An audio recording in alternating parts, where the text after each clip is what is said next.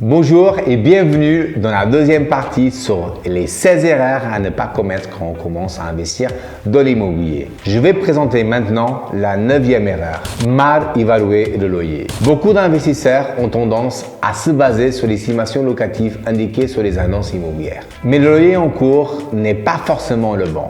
D'ailleurs, c'est souvent le problème quand il s'agit de louer des locaux commerciaux. Vous devez toujours vous fier au marché. Ce n'est pas car vous venez de faire des travaux dans le logement que le loyer sera forcément plus élevé. Ça le sera uniquement si le marché est à la hausse. Lorsque vous vous préparez à investir dans un bien, vous devez tout faire pour obtenir les bonnes données. N'hésitez pas à réaliser vos propres études et ne vous fiez jamais au loyer des anciens propriétaires. 10e erreur.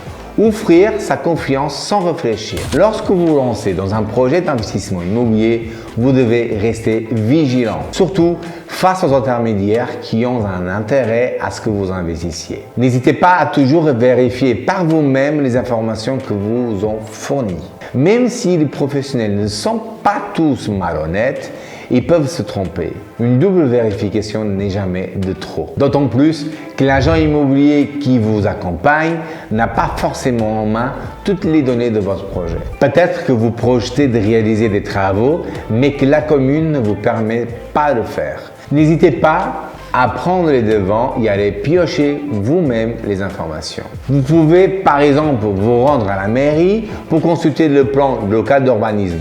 PLU. Pour un achat dans une copropriété, n'hésitez pas à demander les procès-verbaux des dernières assemblées générales. Vous pourrez par exemple découvrir qu'un ravalement a été évoqué par les copropriétaires. Même s'il n'a pas encore été voté, il est fort probable qu'il le soit prochainement. 11e erreur.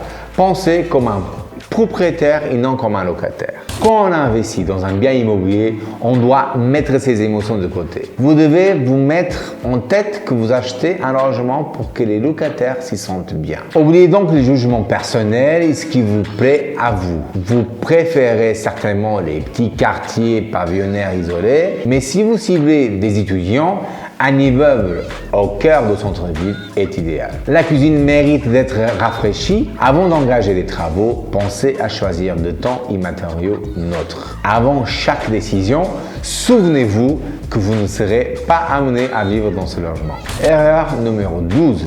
Ignorer la fiscalité. C'est un des points essentiels dans un investissement immobilier. Beaucoup d'investisseurs débutants ne pensent pas à l'impact de la fiscalité sur la rentabilité de l'opération immobilière.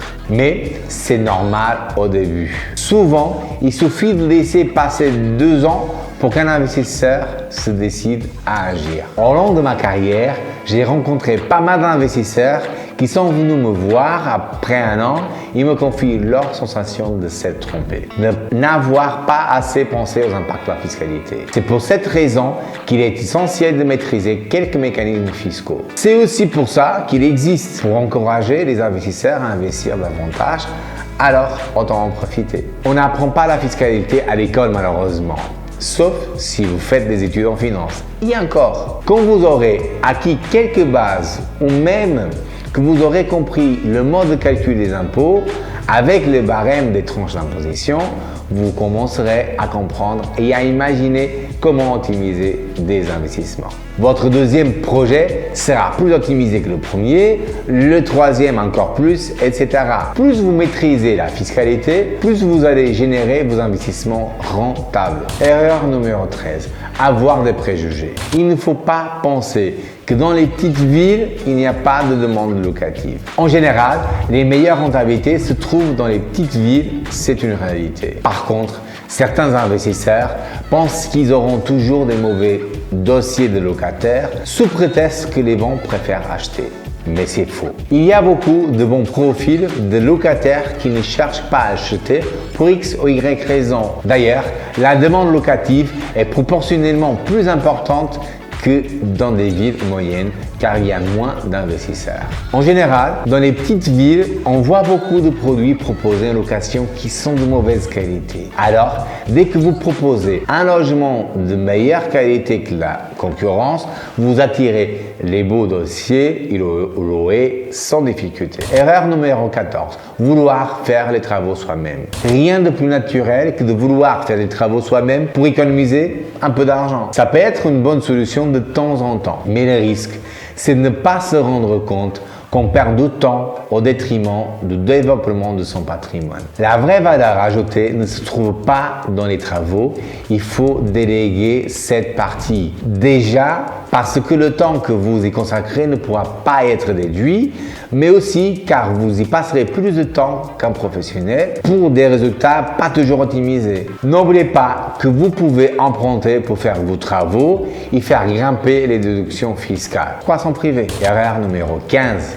Investir uniquement pour défiscaliser. Certains investisseurs débutants ont tendance à oublier la fiscalité alors que d'autres ne pensent qu'à ça. Loi Pinel, dispositif Censi-Bouvard, statut LMNP ou LMP, on a quand même une belle panoplie de dispositifs de défiscalisation en France. C'est attirant, mais attention à ne pas investir seulement pour profiter des réductions d'impôts, car souvent elles sont temporaires. N'oubliez pas que votre situation peut être amenée à évoluer. Votre logement pourrait servir à vous loger, à préparer votre retraite ou à héberger des enfants étudiants. N'oubliez pas de réfléchir à long terme et ne pas vous faire aveugler par des dispositifs de défiscalisation. 16e et dernière erreur. Restez figé sur des a priori. Mon objectif ici est de partager mon expérience de professionnel et d'investisseur pour vous éviter quelques erreurs de parcours.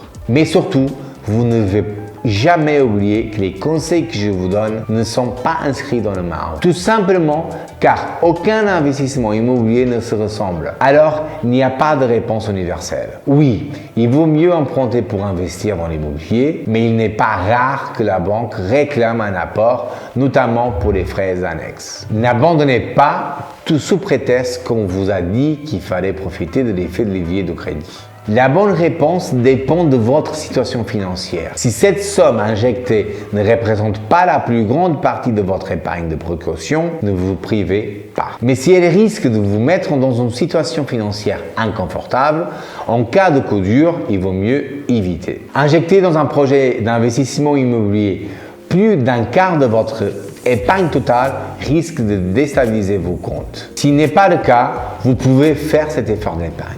Encore une fois, vous devez adapter votre situation à vos stratégies d'investissement. C'est la clé de la réussite de tout investisseur immobilier. C'est tout pour aujourd'hui.